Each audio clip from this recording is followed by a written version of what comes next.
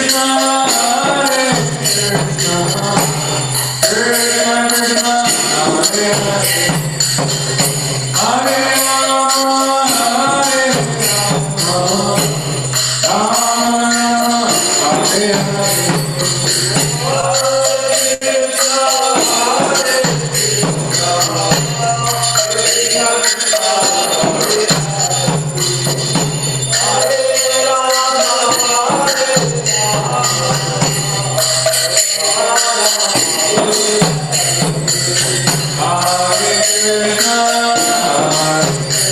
Hare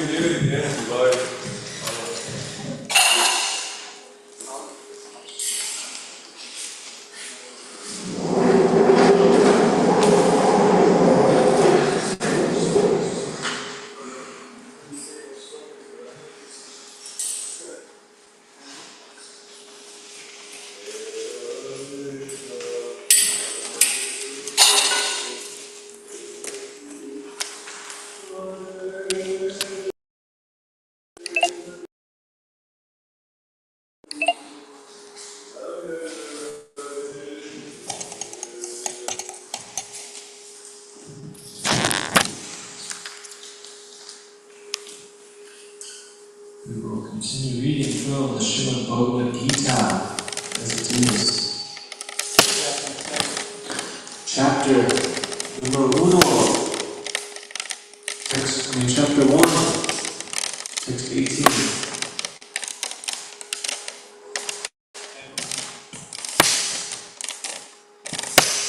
How do you say 18? Yes, you're right. So yes.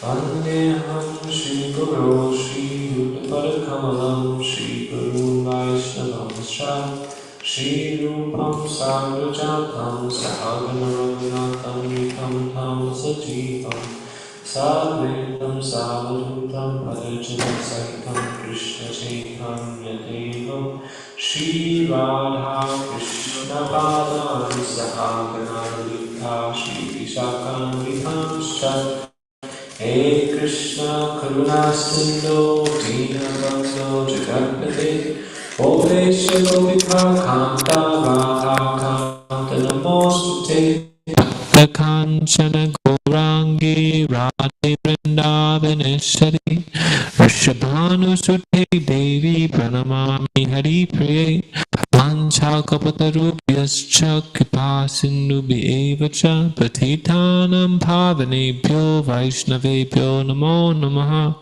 Shri Krishna Chaitanya Prabhu Nityananda Shri Advaita Gadadhara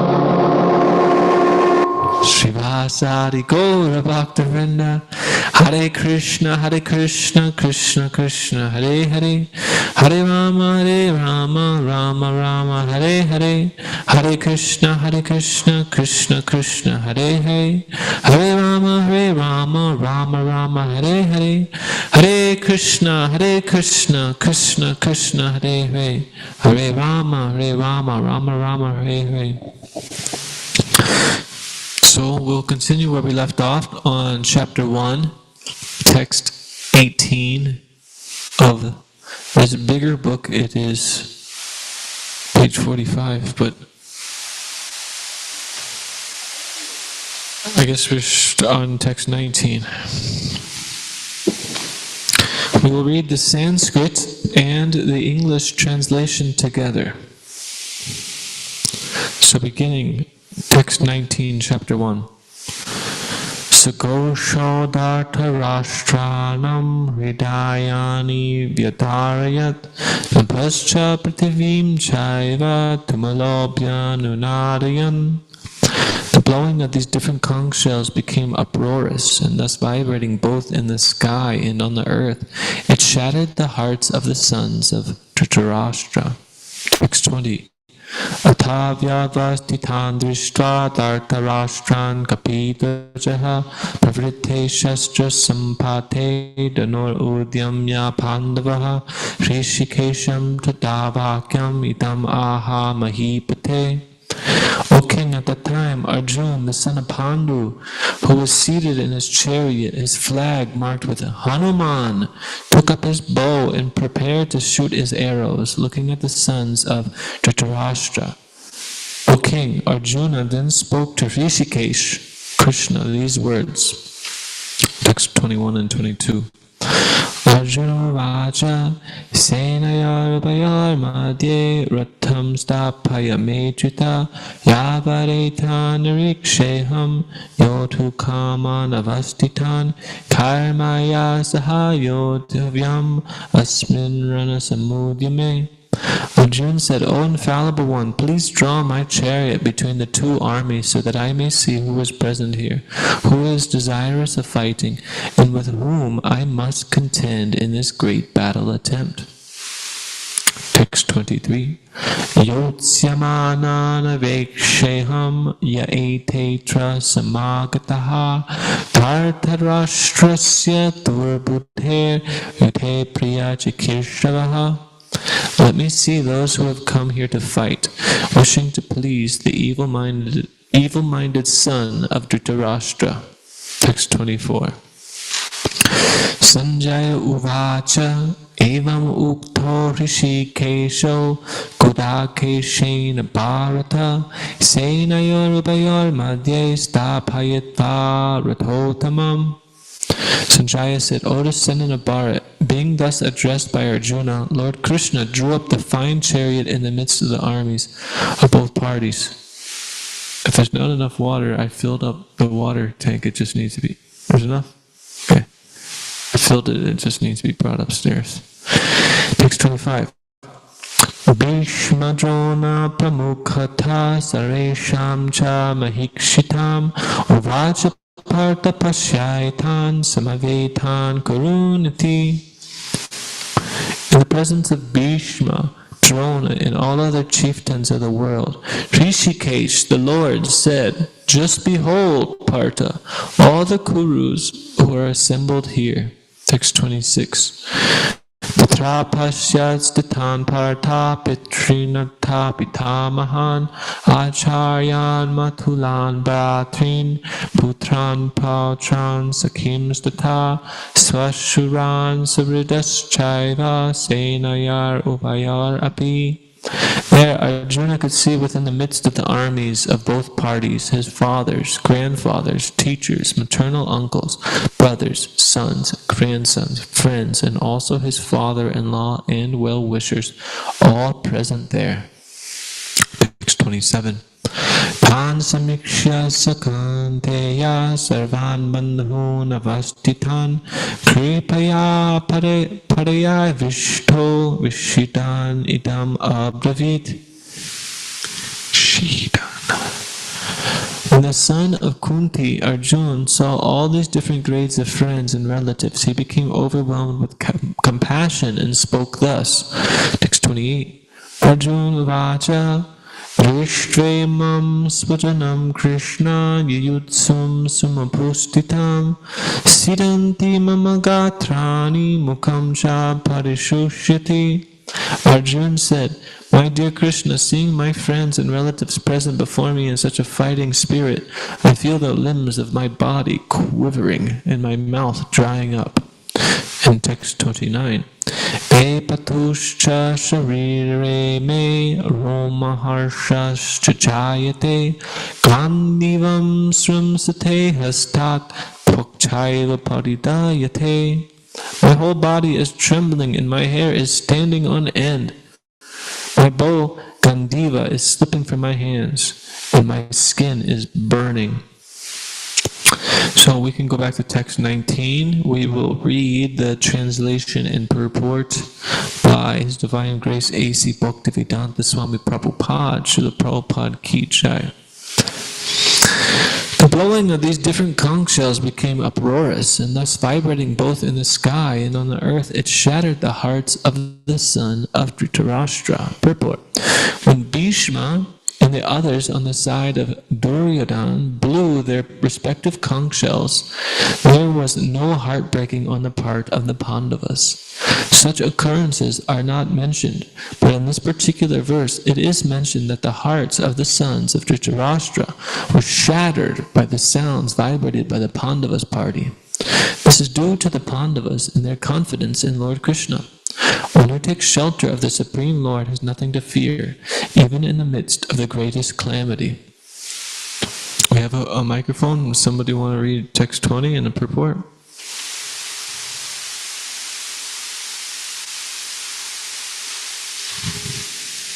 This first chapter is very nice. It's setting the background for the Bhagavad Gita. As we all know, on the battlefield of Kurukshetra, we were just reading, Lord Krishna and Arjuna are on this battlefield, and Arjuna is asking Krishna to bring him to see who he's going to fight. You want to read the next text and purport? Text 20. O king, at that time Arjuna, the son of Pandu, who was seated in his chariot, his flag marked with Hanuman, took up his bow and prepared to shoot his arrows.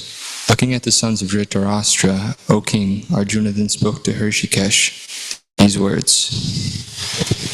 The battle was just about to begin. It is understood from the above statement that the sons of Dhritarashtra were more or less disheartened by the unexpected arrangement of military force by the Pandavas, who were guided by the direct instructions of Lord Krishna on the battlefield. The emblem of Hanuman on the flag of Arjuna is another sign of victory because Hanuman cooperated with Lord Rama in the battle between Rama and Ravana, and Lord Rama emerged victorious. Now both Ram and Hanuman were present on the chariot of Arjuna to help him. Sorry, I backed out of the text by accident. His eternal... Lord Krishna is Ram himself, and wherever Lord Ram is, his eternal servitor Hanuman and his eternal consort Sita, the goddess of fortune, are present. Therefore Arjuna had no cause to fear any enemies whatsoever. And above all, the Lord of the senses, Lord Krishna, was personally present to give him direction. Thus all good counsel was available to Arjuna in the matter of executing the battle. In such auspicious conditions, arranged by the Lord for his eternal devotee, lay the signs of assured victory. Would one of you like to read the next text? Text 21 and 22. Arjuna said, O infallible one, please draw my chariot between the two armies so that I may see who is present here, who is desirous of fighting, and with whom I must contend in this great battle attempt. Purport. Although Lord Krishna is the Supreme Personality of Godhead, out of his causeless mercy, he was engaged in the service of his friend. He never fails in his affection for his devotees, and thus he is addressed herein as infallible. As charioteer, he had to carry out the orders of Arjuna, and since he did not hesitate to do so, he is addressed as infallible. Although he had accepted the position of a charioteer for his devotee, his supreme position was not challenged. In all circumstances, he is the Supreme Personality of Godhead, Hrishikesha, the Lord of total senses. The relationship between the Lord and his servitor is very sweet and transcendental. The servitor is always ready to render a service to the Lord, and similarly, the Lord is always seeking an opportunity to render some service to the devotee. He takes greater pleasure in his pure devotees assuming the advantageous position of ordering him than he does in being the giver of orders. As master, everyone is under his orders, and no one is above him to order him. But when he finds that a pure devotee is ordering him, he obtains transcendental pleasure, although he is the infallible master of all circumstances. As a pure devotee of the Lord, Arjuna had no desire to fight with his cousins and brothers, but he was forced to come onto the battlefield by the obstinacy of Duryodhana, who was never agreeable to any peaceful negotiation. Therefore, he was very anxious to see who the leading persons present on the battlefield were. Although there was no question of a peacemaking endeavor on the battlefield, he wanted to see them again and to see how much they were bent upon demanding an unwanted war. If anybody has any things they'd like to discuss or questions, we could stop at any time. But something here that it's really significant, where Prabhupada, he's making the point that Krishna likes being ordered around by his pure devotee. He says he takes greater pleasure in his pure devotees assuming the advantageous position of ordering him than he does in being the giver of orders. So we could see with most other religions, they are telling you God is there and you need God, but God is great and you should fear God. You don't really know who God is. Some point to, coming to more of a loving relationship with God. But without understanding who God is, how can you have an exact relationship? So we hear Lord Krishna, he has many relationships. He has a relationship with Arjuna as a friend, and here they're on this battlefield, dealing with each other in a certain way, which we'll see in the next chapter, where Arjuna gives up his friendship in one way, to become the disciple of Krishna. So they're still friends, but Arjuna takes a submissive role for Krishna to speak the Bhagavad Gita, which is actually being spoken for our benefit, so we can hear what Lord Krishna is trying to convey, which, if we understand even just a little bit, we can see all of the problems in life, why they happen, and how we can live without being entangled in the actions and reactions of material existence. But then, beyond friendship, there's other relationships, and I was just thinking of Mother Yashoda. She's always ordering Krishna. Krishna, you better come home, you need to come home and take dinner, you have to take a bath. She's always ordering Krishna. This is the Supreme Personality of Godhead. I'm just thinking, like how many people it must have taken to build this building. Planning, construction, paperwork, laws, so much energy. So Krishna builds the whole universe and many universes, just like that, instantly. So he who is the creator of everything, all that we know, the cause of all causes, sarva karna karanam, that he takes the role of a son to be chased around by his mother. Just because there's so much love and affection there. Because Krishna, he's reciprocating to the relationship of the devotee, the mood of the devotee, how we approach Krishna. And it's described that there's different levels of devotees. There's certain devotees, they come to the temple, they see the Lord in the form of the deities, they bring some offering, they offer some charity, but then they go home and, the rest of the time, God might not be so present in their life. But then there's a higher position of devotee that they're able to distinguish. They could say, okay, here's the Lord. The people outside are mostly ignorant. They don't know of what Krishna is saying in the Bhagavad Gita. And then some people are atheistic or enemies of spirituality, of religion, of God. But then there's the devotees who are actually surrendering and serving God.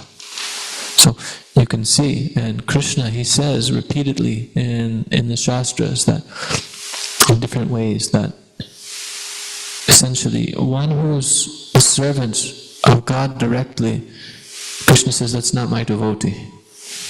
My devotee is the one who is the servant of my servant. So the best way to know God is through his devotees.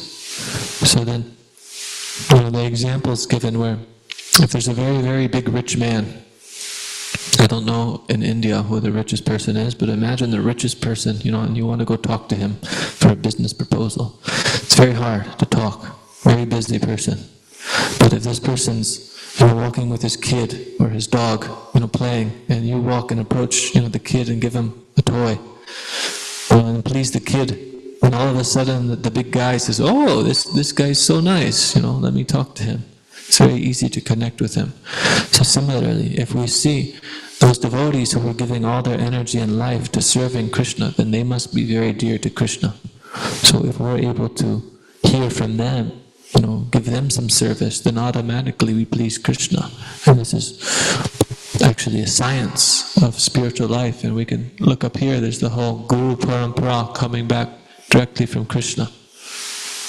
So this is our process that we hear from Guru, he is the servant of his Guru, and he is the servant of his Guru, all the way back to Krishna. So, just a few points on this that I'd like to mention. But if you like, we can read the next text, text 23.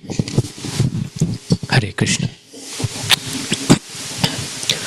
Translation.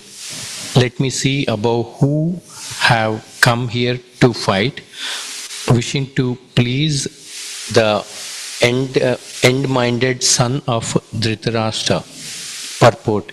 It was an open secret that Duryodhana wanted to usurp the kingdom of the Pandavas by evil plans in collaboration with his father Dhritarashtra.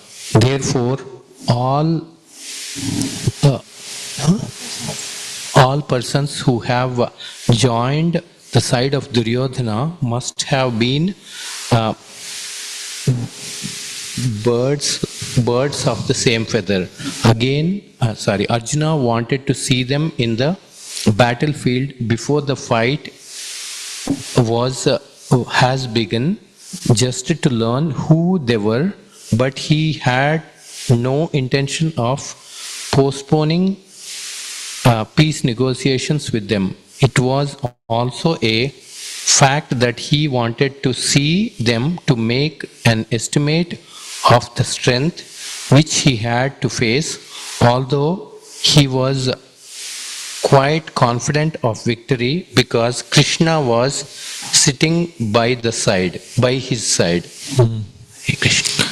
Yeah, so nowadays we can go and watch, there's a war going on in Ukraine, and I just saw something pop up the other day in the news, and it's showing how they're using drones to fight, little flying machines, not even people on the battlefield.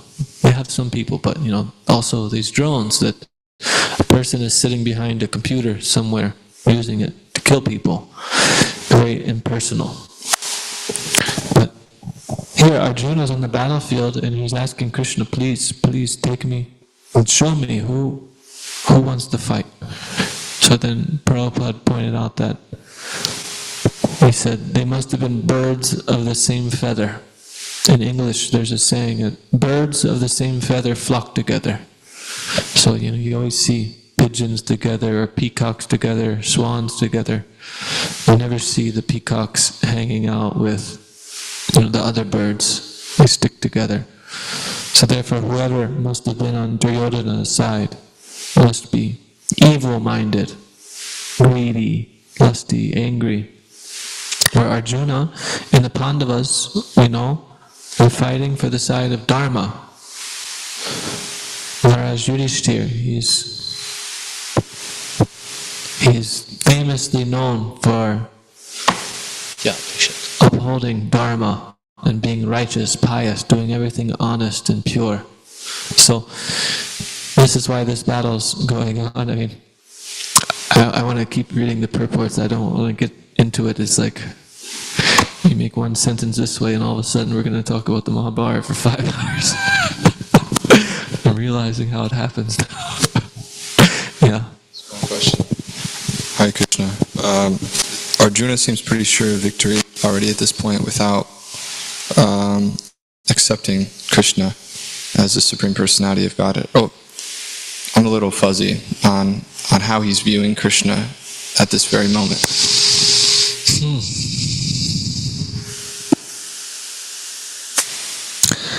From my understanding, somebody could correct me or add more onto it, but they're aware of Krishna in his position of being the Lord, and they confided in him and they're devotees for this reason.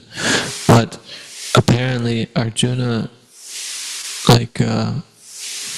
Prabhupada makes the point that Arjuna is a devotee of the Lord and he's just being bewildered on this battlefield, which is actually for our benefit.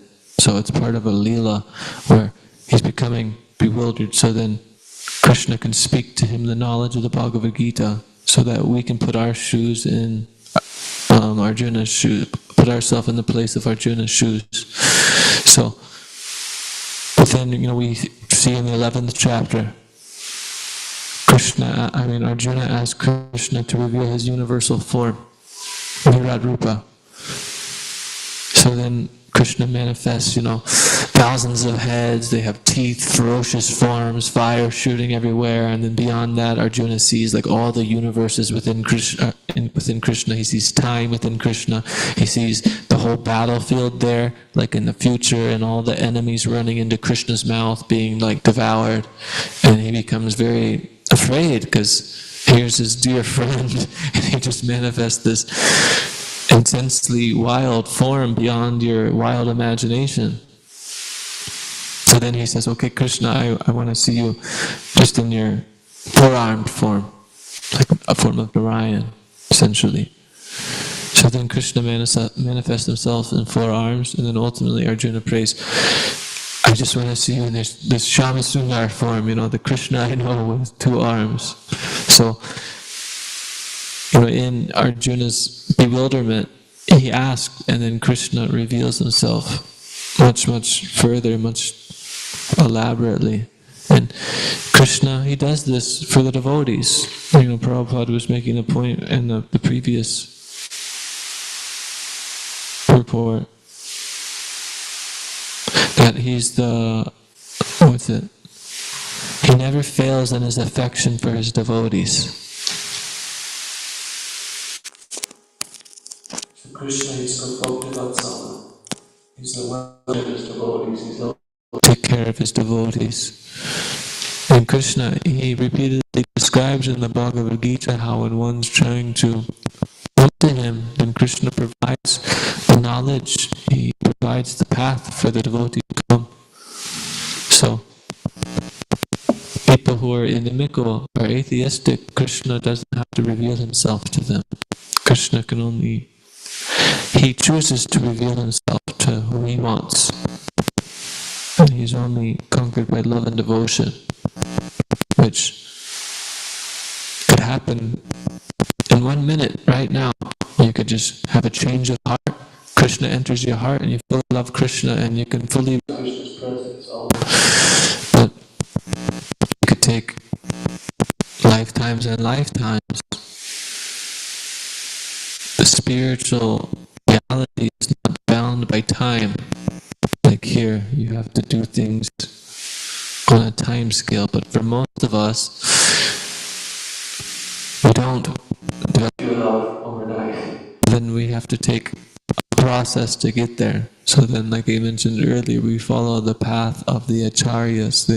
They give us knowledge, they give us vision. We sing every day to the Guru. What is it? There's 2 lines. He says, Divya Gyan Hriday Prakashito, meaning by you, transcendental knowledge is given to my heart. Is spiritual realization is transmitted to my consciousness by your mercy. And also, I don't know the Sanskrit, but he opens my darkened eyes and fills my heart with transcendental knowledge.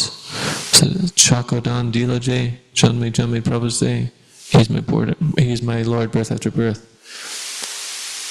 So the acharyas, they give this vision, they give the knowledge, they give the realization, and show the path to follow. But we have to have faith and follow behind them. And if we do, then Krishna is very pleased and realization comes.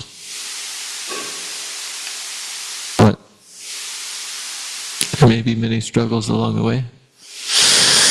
But I'm just thinking about anything anybody does that's great.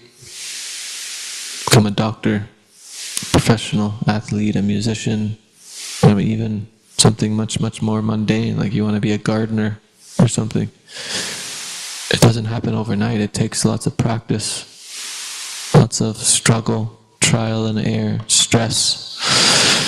You come and want a nice job. You have to go study in school. So stressful. So much studying, so much test. And And if we look back at our life, at anything that we did that was really like worthwhile, a good trait, a good quality, good knowledge that we had, it always took some kind of austerity. Or at first it might have seemed very difficult.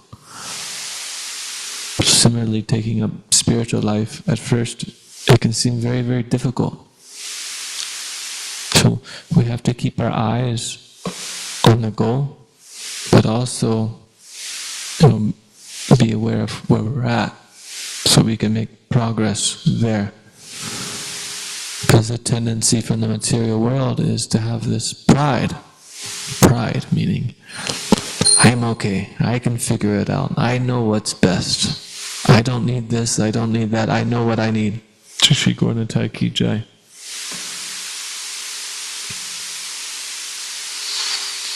So Krishna, he's there to smash our pride. Because what's pride anyway? Pride is illusion. It's pride's thinking that we're okay without Krishna. But Krishna is the source of all existence, and we're completely dependent upon him. So it's like, we walk outside and we think, oh, what's he talking about? I'm not dependent upon Krishna. I can do just fine. But we can't see without the sunlight. We can't breathe, without having clean air. We can't live without having clean drinking water. Can we make any of these things? We can make a light bulb, but then where does the energy for the light bulb come? Ultimately it's coming from a source that we cannot manufacture. So we're just harnessing different energies and manipulating them in different ways and thinking that, yes, I don't need anybody else, I'm okay. But if we trace it back, we see, we're always extracting some kind of energy that's beyond us. So in this way, it's a good meditation to realize that I'm always dependent upon something beyond myself. And this can help us begin to see, that ultimately all these things are coming from Krishna. We're dependent upon Krishna in so many ways. So, you asked a question and I just kind of went off on a whole bunch of words, sentences, paragraphs. So I hope that helps. Does anybody have any other questions or comments or thoughts? Okay, we can read the next text. Mr. Radha Damodar Prabhu.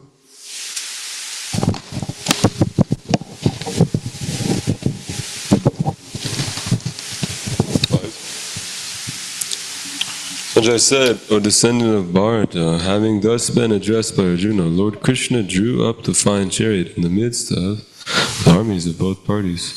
Purport. In this verse, Arjuna is referred to as Gudakesha. Gudaka means sleep, and one who conquers sleep is called Gudakesha. Sleep also means ignorance. So Arjuna conquered both sleep and ignorance because of his friendship with Krishna. As a great devotee of Krishna, he could not forget Krishna even for a moment, because that is the nature of a devotee. Either in waking or in sleep, a devotee of the Lord can never be free from thinking of Krishna, name, form, qualities, and pastimes. Thus, the devotee of Krishna can conquer both sleep and ignorance simply by thinking of Krishna constantly. This is called Krishna consciousness or samadhi. As Rishikesha, or the director of the senses and the mind of every living entity, Krishna could understand Arjuna's purpose in placing the chariot in the midst of the armies. Thus he did so and spoke as follows.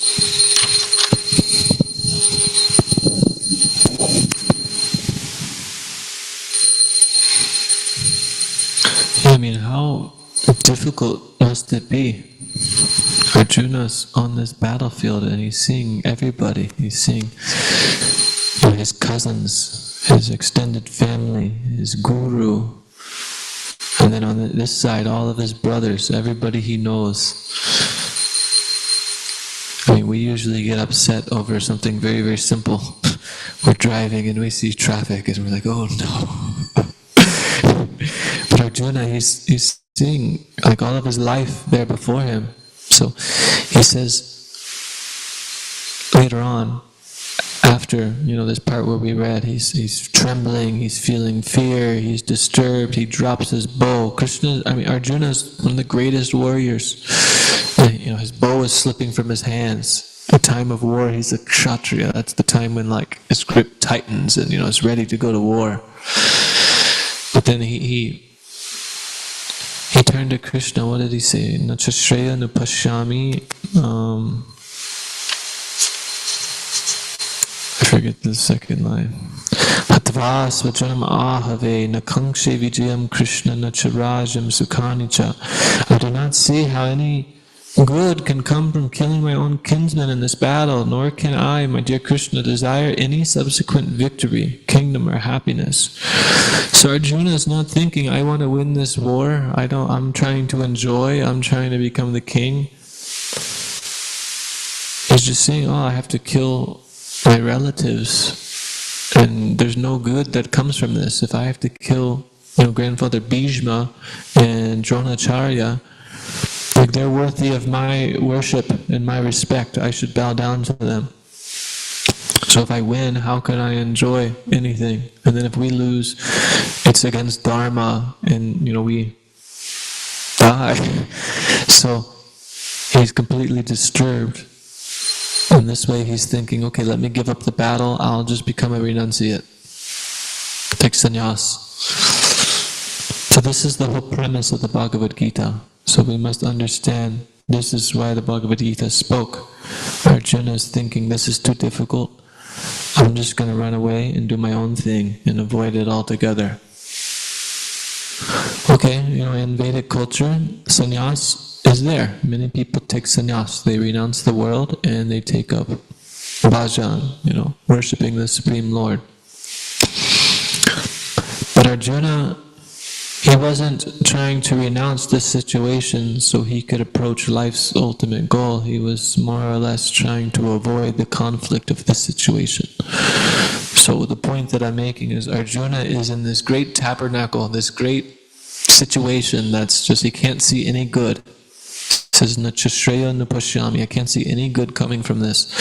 So then he turns to Krishna to help him. But often, most of us, we face these situations because of, a bad relationship, or we're stressed with a job, or money, our kids, our family. All these little things that we become stressful and worried over. Should I stay here? Should I go there? How can I be happy? So we have to view that Arjuna is in a much, much more difficult situation, and Krishna is speaking the Bhagavad Gita to him. And we can also take Krishna's words and apply them to our lives and have perfect understanding of what we should do. But for so long, it's so easy to avoid our difficulties and our situations by running in different means. But ultimately, Krishna is encouraging Arjuna to act, and acting means fighting. Many people who approach the Bhagavad Gita, they want peace, they want to be peaceful, shanti. The Bhagavad Gita can definitely help one be peaceful, but we must understand in no time is Krishna advising to Arjuna to just become a peaceful, spiritual guy. He's advising him to be a warrior, because this is Arjuna's nature. He's a kshatriya, and he's fighting not for his own benefit, for his own gain, but for dharma, for religious principles. So nowadays we're very disconnected from the varnashram system, brahmanas, kshatriyas, vaishyas, shudras.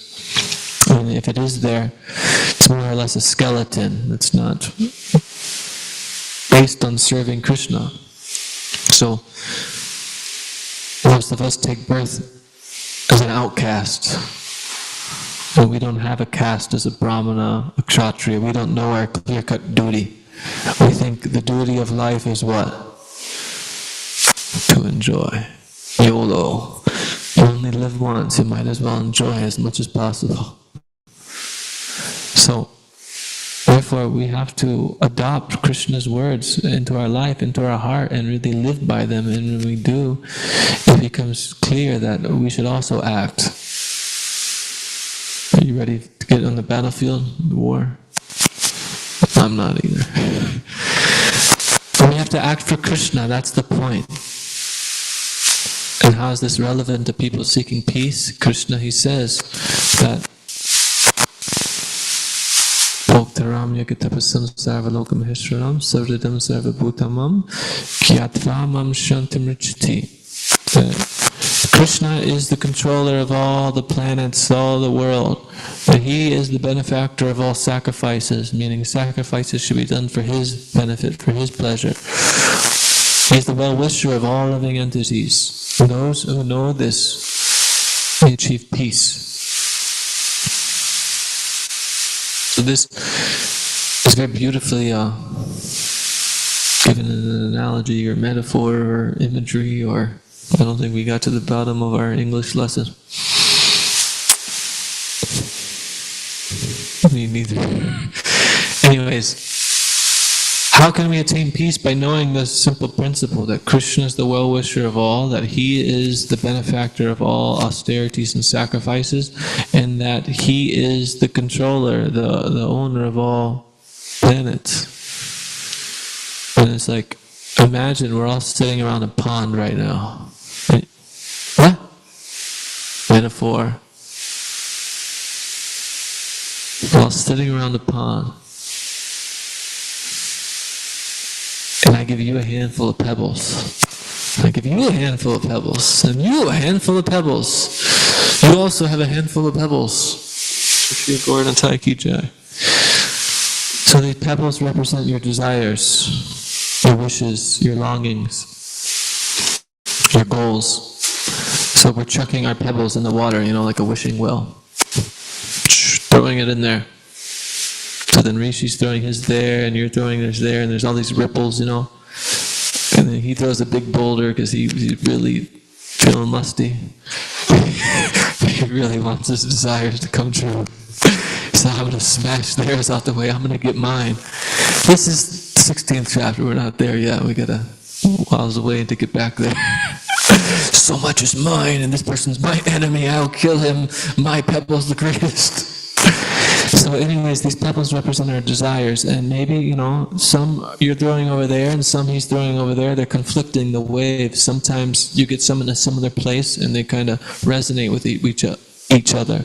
But we're all throwing them in, and it's creating all this chaos because there's all these waves and ripples going everywhere. But if we all begin just throwing those pebbles in the middle, in the same place, then it will start to harmonize. All the ripples will start to sync up together because we have the same goal. So one who realizes that Krishna is the Supreme Lord and the goal of everything, then naturally we put Krishna in the center. So then similarly we can also harmonize our activities, our consciousness, and build around that. Otherwise, it's always based around the false ego. We're attached to family because they're related to this body. We're attached to a woman because she gives my body pleasure, or I'm able to enjoy her body, which happens for some time, and then generally there's a tough breakup and heartbreak, and then, it happens again and again and again. So all of our goals and ideas and desires are based around the false ego, but when we begin to desire Krishna and make that the main focus, then it can harmonize with people. So why is that significant? Because the devotee is working to please Krishna. He's not working to fulfill his own selfish desires. Bodily demands may be there. Okay, we have to do what we have to do, but we shouldn't get carried away. But the main focus is to offer some humble service to Krishna. And when we do that, you can put so many differences aside. Practically speaking, I remember being in a Sankirtan van. It's one thing living at a temple with people. You stay in a room with somebody, you're always around other devotees, and you may like them or you may not like them. But living in a van, you're cooped up with 2, 3, 4 devotees in this little tin can. And you're out all day talking to people and dealing with your mind and everything, and then at the end of the day you come back and you have no personal space. You're just around these people, and sometimes it's people that you may have never even sat in a room or have a conversation with before Krishna consciousness. But because you're putting service to Krishna in the center of your life, then instantly, you can connect on a much deeper level and stick it out for a longer period of time. Think about all the really great friends we've had in our life. We had great friends when you were in elementary school. Where are they now? Do you still talk to them?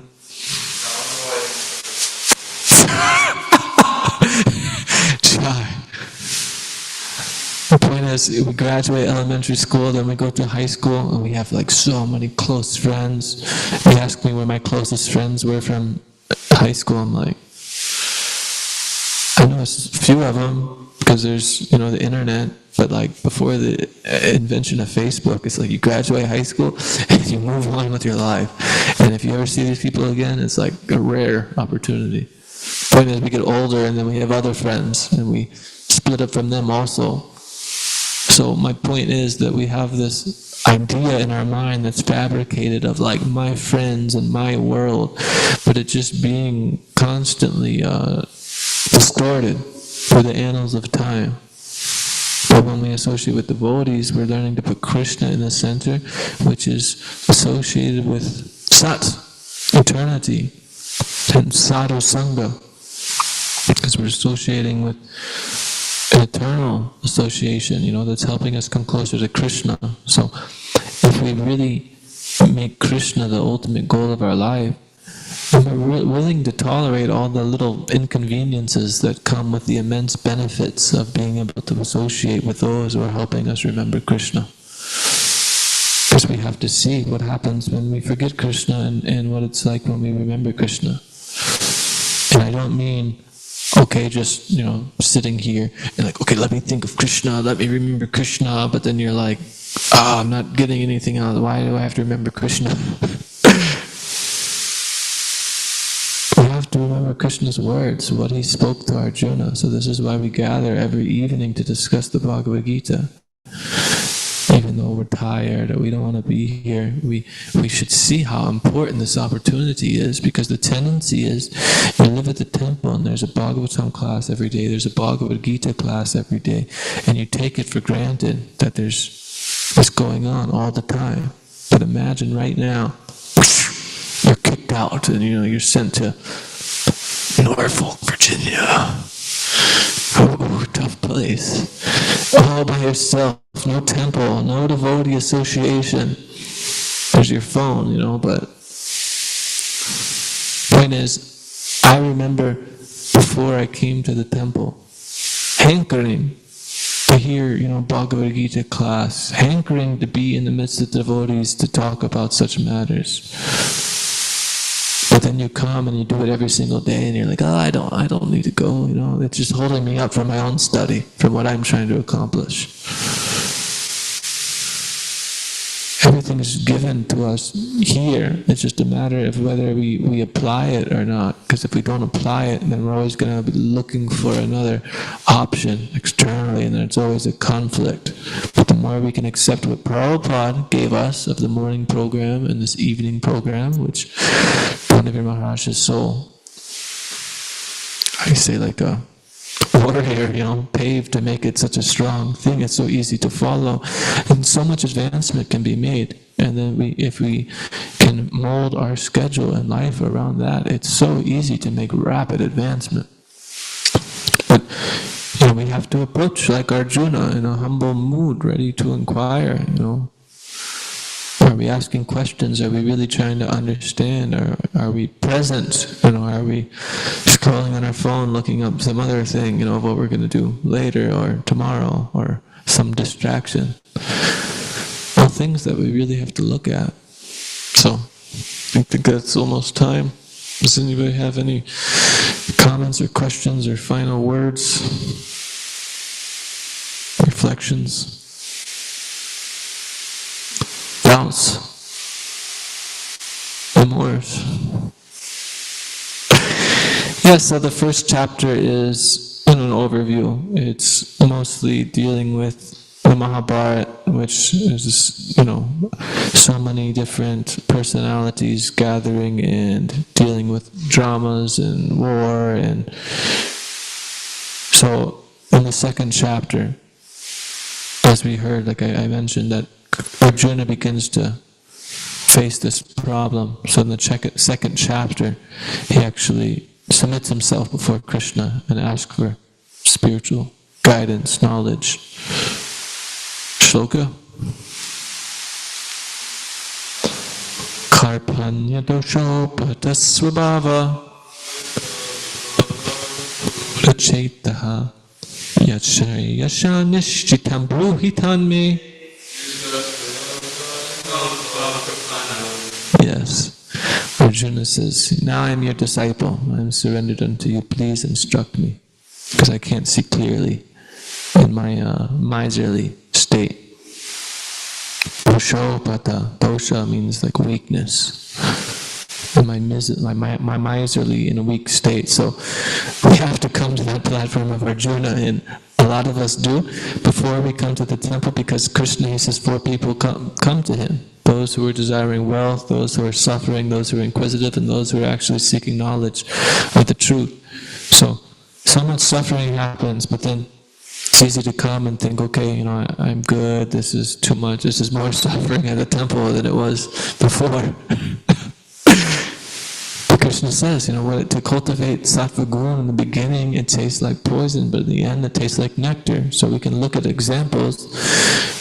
Prabhupada's disciples, senior devotees, even devotees who aren't as senior as Prabhupada's disciples, but senior to us by a few years. It's like we can see that so much advancement can be made and so much reward is there. We just have to, open our hands and actually go out and get it. Krishna is ready to give us so much blessing, so much mercy. He wants to help us on this path more than we wanted ourselves. But we're just hard-headed, stubborn. I want to enjoy. I can enjoy on my own. I know how to enjoy. Don't tell me how to enjoy. So we have to come to the platform of Arjuna, realizing that when I'm in a weak state, I can't even see clearly what's best. If we approach Krishna in that mood, then that's, approaching with our hands open, and Krishna can give us so much knowledge, so much realization, so much heartwarming mercy, so much, whatever you need. Krishna is an expert surgeon, and it will come in the most unexpected ways, because this is part of the same thing of I know how to enjoy. Okay, I'm going to take up the spiritual path, then it's going to go like this, and it's going to be like this. No, we have no clue. No clue. And then when it doesn't go according to our plan, we get frustrated. Man, I've been here 5 years and I'm still not a guru. I don't have any disciples yet. There's something wrong here. It must be this, it must be that. I just like to meditate on, a lot of our acharyas. They didn't have all these people in cities, they're doing bhajan, they're chanting 200,000 names a day, they're worshipping deities, they're writing books, they're offering dandavats to the Lord 1,000 times, offering dandavats to the devotees 2,000 times. What I'm trying to say is we got it made, we got it easy. We just have to apply ourselves and just be enthusiastic and patient. Just be enthusiastic and patient and apply the process, and all good will come. Srimad Bhagavad Gita ki jai, Srila Prabhupada ki jai, Shri Gauranatai ki jai. Panchakapatarubhyas chakripās nubhyeva cha patitanam pavanebhyo vaishnavebhyo namo namaha.